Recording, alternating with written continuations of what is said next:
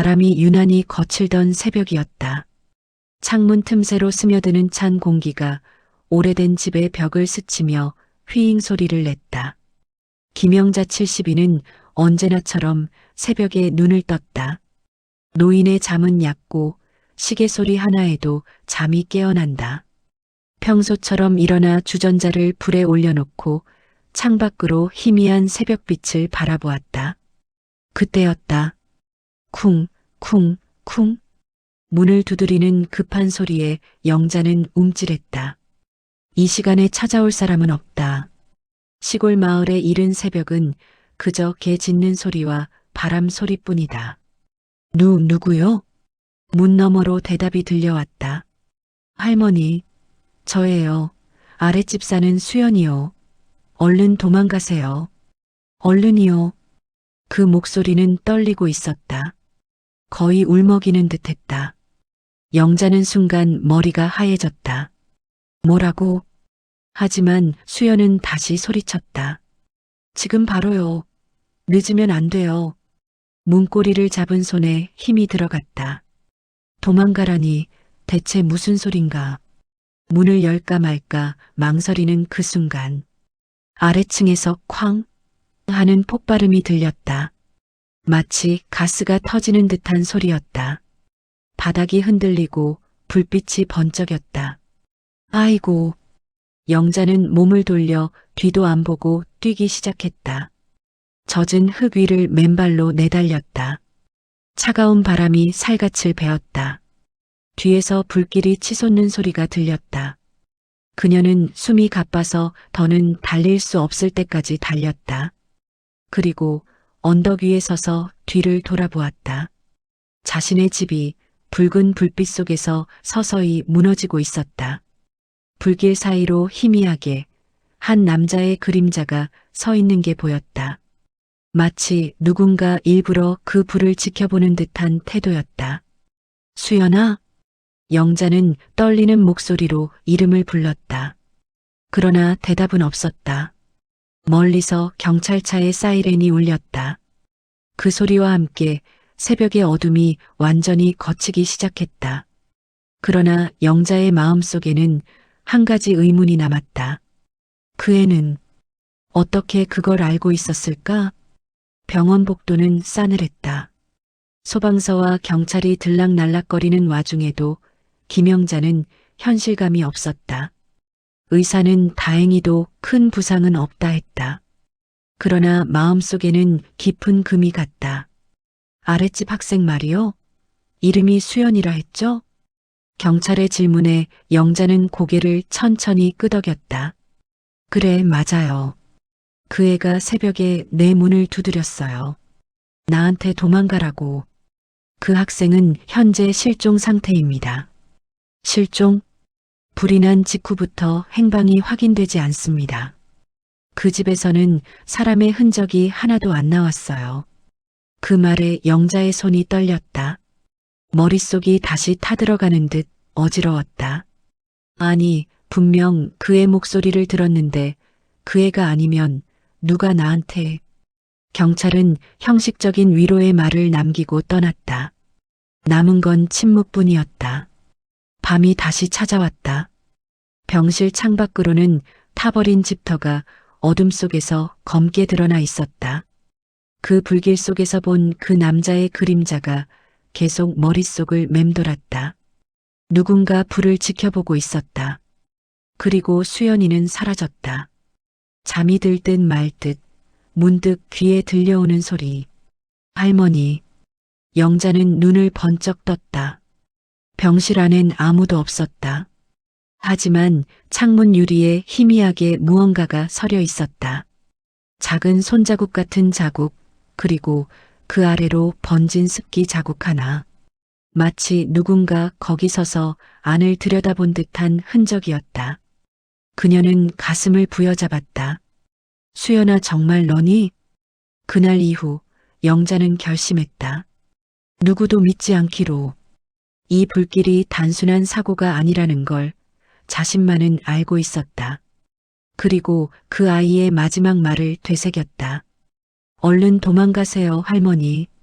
그건 단순한 경고가 아니라 무언가를 알고 있던 자의 절규였다.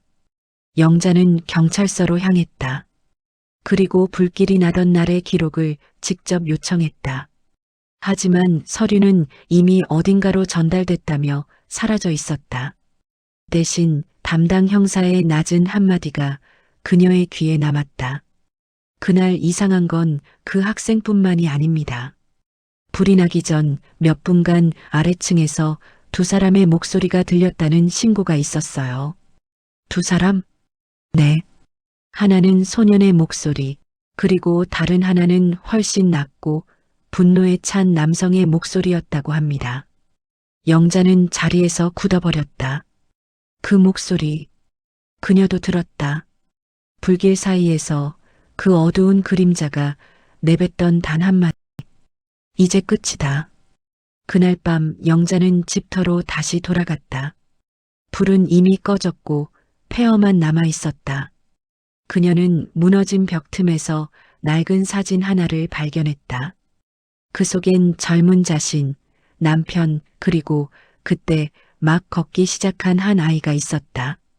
그녀의 눈이 커졌다. 사진 속 그 아이의 얼굴이 수연이와 너무나 닮아 있었다. 이럴 리가. 그녀는 사진을 꽉 쥐었다. 손끝이 하얗게 질릴 정도로. 그 순간 결심은 확고해졌다. 이건 단순한 사고가 아니었다. 그 불길은 자신을 향한 경고였고 그 아이는 아주 오래된 진실을 알던 존재였다. 김영자는 병원을 나서며 하늘을 올려다보았다. 초겨울의 공기는 맑고 차가웠다. 새벽 불길 이후 마을 사람들은 그녀를 피했다. 누군가 속삭였다. 그 집 오래전에도 불이 났었다더라. 남편이 그때. 그 말의 끝은 들리지 않았다. 하지만 그 조각난 소문들이 그녀의 발걸음을 한 곳으로 이끌었다. 집터. 아직 연기가 완전히 가시지 않은 검은 잿더미 위로 그녀는 천천히 발을 들였다. 불타버린 나무의 냄새가 코끝을 찔렀다. 그녀는 잿속에서 조심스럽게 손수건으로 무언가를 걷어냈다. 그 안에는 작은 금속 열쇠 하나. 낡고 검게 변색된 오래된 금고 열쇠였다.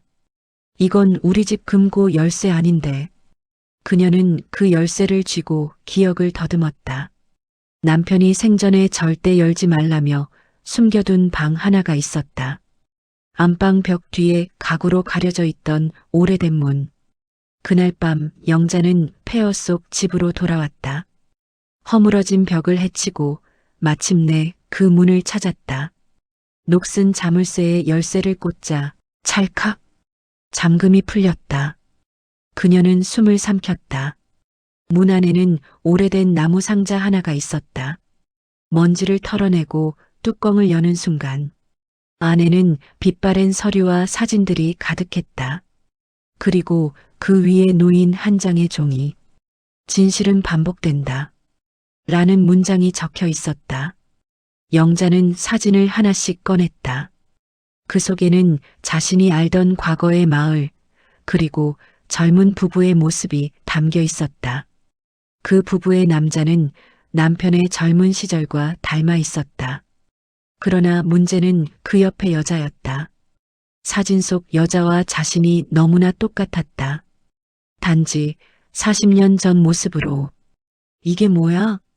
그녀는 뒤통수가 얼어붙는 듯한 공포를 느꼈다. 그때 불어온 바람에 사진이 한 장 바닥으로 흩날렸다. 그 사진에는 1978년 11월 화재 사건 사망자 2명, 행방불명 1명이라는 기록이 적혀 있었다. 영자는 손을 떨며 뒷면을 뒤집었다. 거기엔 짧은 문장이 있었다. 살아남은 자는 다시 불길을 본다. 순간 창문이 덜컹거렸다. 바람인가 싶었지만 분명 누군가 문 밖에 서 있었다. 그녀가 조심스럽게 다가가 문을 열려는 순간 바깥에서 들려온 익숙한 목소리. 할머니, 저예요, 수연이에요. 그녀는 얼어붙었다. 그 목소리, 그 톤, 그 간절함. 하지만 그 아이는 이미 실종 상태였다. 천천히 문틈을 열자 새벽 안개 속에서 한 소년의 그림자가 서 있었다. 불빛에 비친 얼굴은 희미했다. 살아있는 사람 같지 않았다. 도와드릴게요. 소년이 말했다. 이제 진실을 찾아야 할 때예요. 그날 이후 김영자는 매일 새벽에만 나타나는 수연의 목소리를 들었다. 낮에는 아무 소리도 없었다. 하지만 해가 지고 공기가 차가워지면 그 아이의 음성이 부엌 끝 불탄 벽 쪽에서 들려왔다. 할머니, 그 방으로 가세요. 기억해야 해요. 그 목소리는 늘 똑같았다. 공기보다 희미했고 울먹이는 듯했다. 처음엔 망상이라 생각했다. 하지만 며칠째 반복되자 영자는 직감했다. 이건 그날의 불길과 연결돼 있었다. 그녀는 금고 안에서 발견한 서류를 다시 펼쳤다. 1978년 11월 화재 사건 사망자 김도현, 윤영자 행방불명 소년 1명. 윤영자라는 이름. 그녀는 입술을 깨물었다. 내 이름이잖아. 그런데 왜 사망자 명단에. 그때 현관문을 두드리는 소리가 났다. 이번엔 낮이었다. 문을 열자 낯선 중년 남자가 서 있었다. 짙은 감색 코트, 차분한 말투. 김영자 씨 되시죠?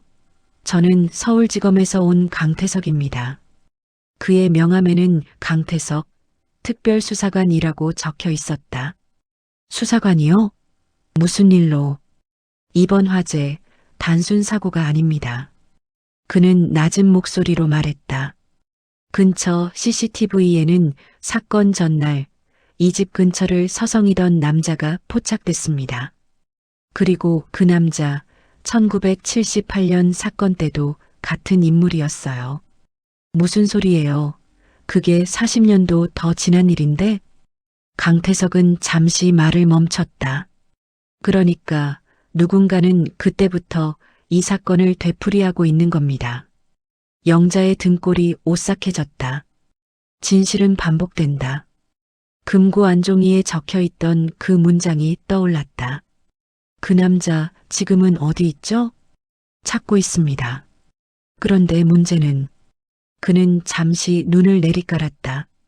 그가 마지막으로 만난 사람이 바로 김영자 씨였습니다. 영자는 얼어붙었다.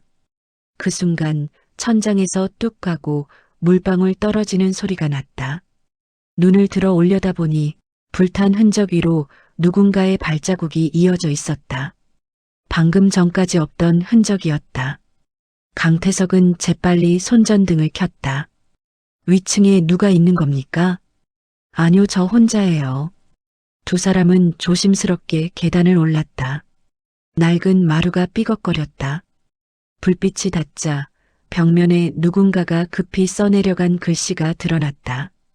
그는 아직 여기 있다. 강태석이 손전등을 떨어뜨렸다. 그 짧은 순간 영자는 들었다. 누군가 귓가에 속삭였다. 믿지 마요. 할머니, 그 사람 그때도 있었어요. 돌아보았을 때 강태석의 눈빛이 이상하게 흔들리고 있었다. 그리고 그가 천천히 입을 열었다. 김영자 씨, 당신은 정말 이번이 처음이라고 생각하십니까? 밤이 깊었다. 김영자는 낡은 집안에서 잠을 이루지 못했다. 바람이 불 때마다 벽 틈에서 휙 하는 소리가 났다. 그럴 때마다 새벽의 경고음이 다시 들리는 듯했다. 할머니, 얼른 도망가세요.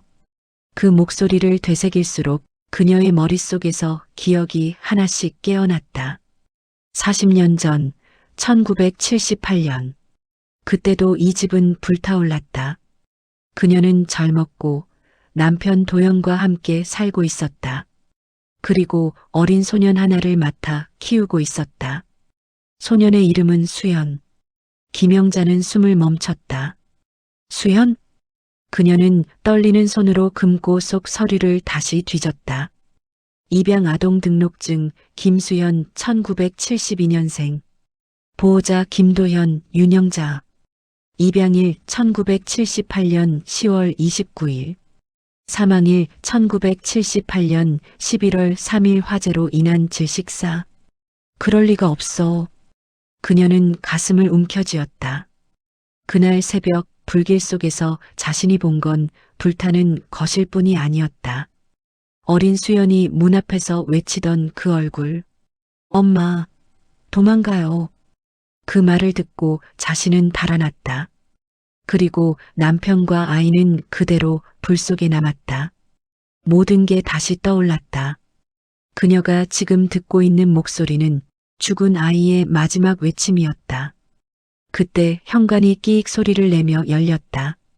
불빛 하나 없는 어둠 속에서 누군가 천천히 들어왔다. 그는 바로 강태석이었다.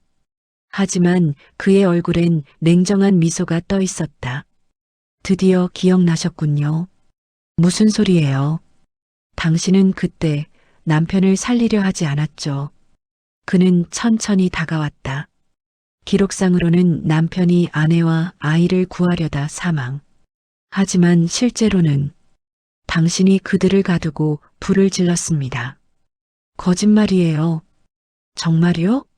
그는 낮게 웃었다. 당신 기억이 바뀌어 있을 뿐입니다. 그날 당신은 분명히 말했어요. 이제 끝이야.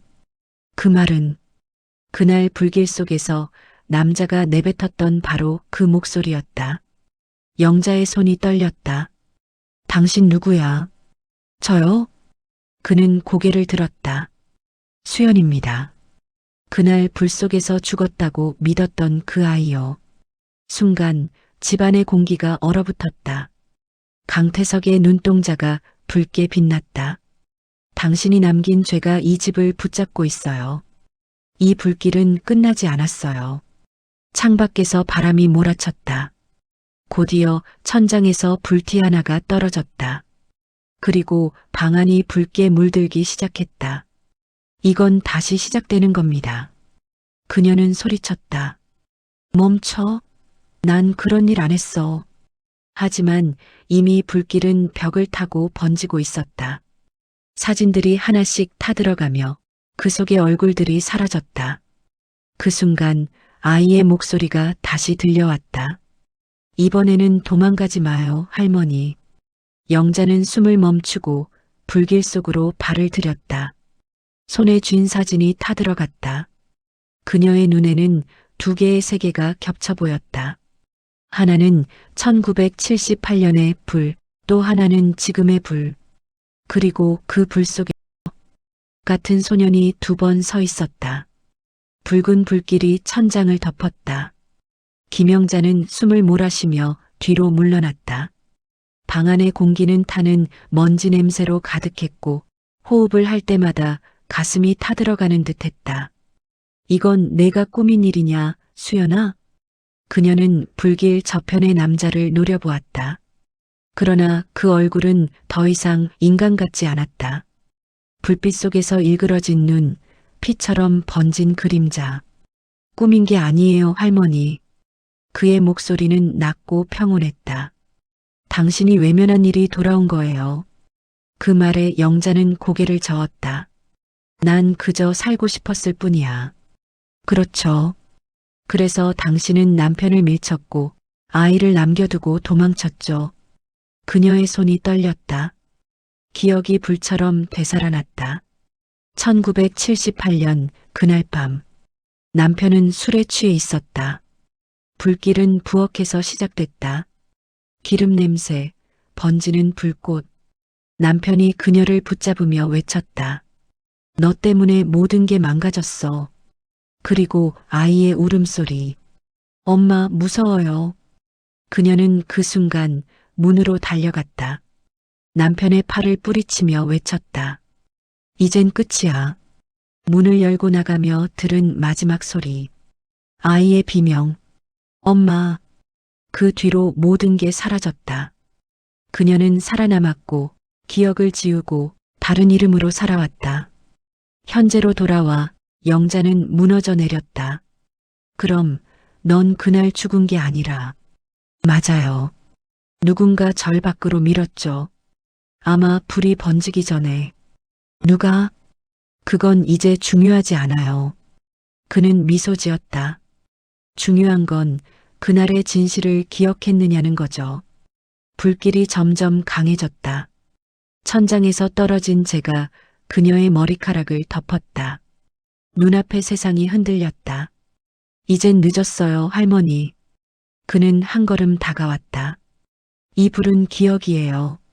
당신이 도망칠수록 더 커지죠. 그럼 어떻게 해야 하지? 마주하세요. 그는 손을 내밀었다. 이번엔 도망치지 말고. 영자는 그 손을 바라보았다. 불길 속에서 흔들리는 아이의 손. 그것은 분명 과거의 수연이었다. 작고 따뜻했던 그 손. 그녀는 천천히 손을 내밀었다. 미안해 수연아. 손끝이 닿는 순간 불길이 폭발처럼 일었다. 모든 것이 흰빛으로 변했다. 소리도 냄새도 통증도 사라졌다. 그저 눈부신 빛만 남았다. 그 빛 속에서 아이의 목소리가 들려왔다. 이제 됐어요, 할머니. 이번에는 도망치지 않았네요. 그녀의 눈가에 눈물이 흘렀다. 그래, 이번엔 도망가지 않았어. 그 순간 그녀의 손에서 사진 한 장이 흩날려 떨어졌다. 불에 그을린 가장자리 속 아이와 젊은 부부가 웃고 있었다. 그 웃음이 서서히 사라지고 사진은 재로 변했다. 새벽이었다. 그러나 세상은 아직 어둠 속에 잠겨 있었다. 잔해 속에서 김영자는 천천히 눈을 떴다. 공기는 매캐했지만 불길은 사라져 있었다. 남아있는 것은 타버린 집의 형체와 아직도 희미하게 남은 연기뿐이었다. 그녀는 손을 들었다. 손끝에는 아직도 아이의 온기가 남아 있었다. 수연아. 그녀의 목소리는 공기 속으로 스며들었다. 그때 잿더미 속에서 누군가 걸어 나왔다. 흰 셔츠에 피와 재가 묻은 청년이었다. 수연, 아니 태석이었다. 이제야 기억하셨군요. 그는 조용히 말했다. 그날 불길 속에서 절 버리고 나간 사람. 그녀는 고개를 숙였다. 그래, 난 용서받을 수 없겠지. 그럴 리가요. 그는 천천히 다가와 그녀 앞에 무릎을 꿇었다. 난 그날 살아남았어요. 하지만 그 후로 단 한 번도 제대로 살지 못했어요. 당신이 누구인지, 왜 그런 선택을 했는지 확인하고 싶어서 여기에 돌아온 거예요. 영자는 눈을 감았다.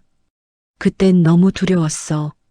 살고 싶었고, 그래서 내 아버지와 널 두고 나왔어. 그게 평생의 죄였지. 태석은 잠시 말을 잃었다. 그리고 고개를 숙였다. 그 말 듣고 싶었어요. 그 순간 멀리서 구급차의 사이렌이 울렸다. 붉은 빛이 잔해 위로 번져들며 불길이 아닌 새벽의 빛처럼 퍼져나갔다. 살아있어요. 어딘가에서 소방대원의 목소리가 들렸다. 여기 두 사람 더 있습니다. 태석이 그녀를 부축했다. 이제 나가요. 이번엔 같이. 그녀는 떨리는 손으로 그의 손을 잡았다. 그리고 속삭였다. 그래, 이번엔 도망치지 않을게. 밖으로 나오자 새벽이 막 터오르고 있었다. 회색 하늘 사이로 한 줄기 붉은 빛이 새어나왔다.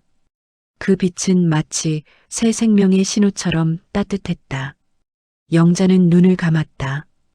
귓가에 아이의 목소리가 들려왔다. 이제 됐어요, 할머니. 당신은 드디어 나를 기억했어요. 그녀는 미소 지었다. 눈물이 볼을 타고 흘렀다. 그래, 고맙다, 수연아. 소방대원이 다가와 그녀를 들것에 눕혔다. 태석이 옆에 섰다. 그의 눈가에도 눈물이 맺혀 있었다. 이젠 어디로 가고 싶으세요? 그녀는 희미하게 웃었다. 우리 집으로 가자. 그리고 그 말과 함께 멀리서 아침 종소리가 울렸다. 불길이 삼켜버린 어둠은 사라지고 새로운 빛이 두 사람의 얼굴을 비췄다. 병실 창문으로 부드러운 햇살이 흘러들었다. 김영자는 천천히 눈을 떴다. 하얀 천장, 약한 소독약 냄새, 그리고 창밖에서 들려오는 참새 소리. 그녀는 자신이 살아있음을 느꼈다. 숨을 들이쉴 때마다 그동안 눌러왔던 무게가 조금씩 사라지는 듯했다. 침대 옆에는 태석이 앉아 있었다. 검게 그을린 팔, 붕대에 감긴 손. 그의 눈은 여전히 깊고 조용했다. 괜찮으세요? 그의 목소리는 조심스러웠다. 영자는 미소를 지었다. 살았구나, 우리 둘 다. 태석이 고개를 끄덕였다. 이제 불은 완전히 꺼졌어요. 그녀는 창문 밖을 바라보았다. 하늘은 맑았다. 구름 사이로 새들이 날고 있었다. 불은 꺼졌지만 그녀는 중얼거렸다. 마음속의 불은 아직 남았네. 태석은 잠시 침묵하다가 말했다. 그건 괜찮아요. 그 불은 이제 죄책감이 아니라 기억이니까요. 영자는 그 말에 눈을 감았다. 기억. 그래, 잊지 않기 위해 사는 것. 그게 살아남은 자의 몫이었다. 며칠 후 그녀는 퇴원 수속을 밟았다. 몸은 쇠약했지만 마음은 한결 가벼웠다. 병원을 나서자 늦봄의 바람이 얼굴을 스쳤다. 아카시아 꽃 향기가 희미하게 번졌다. 그녀는 가방 속에서 낡은 사진 한 장을 꺼냈다. 불길 속에서 사라진 줄 알았던 사진이었다. 그을린 가장자리 속에서 젊은 부부와 아이가 여전히 웃고 있었다.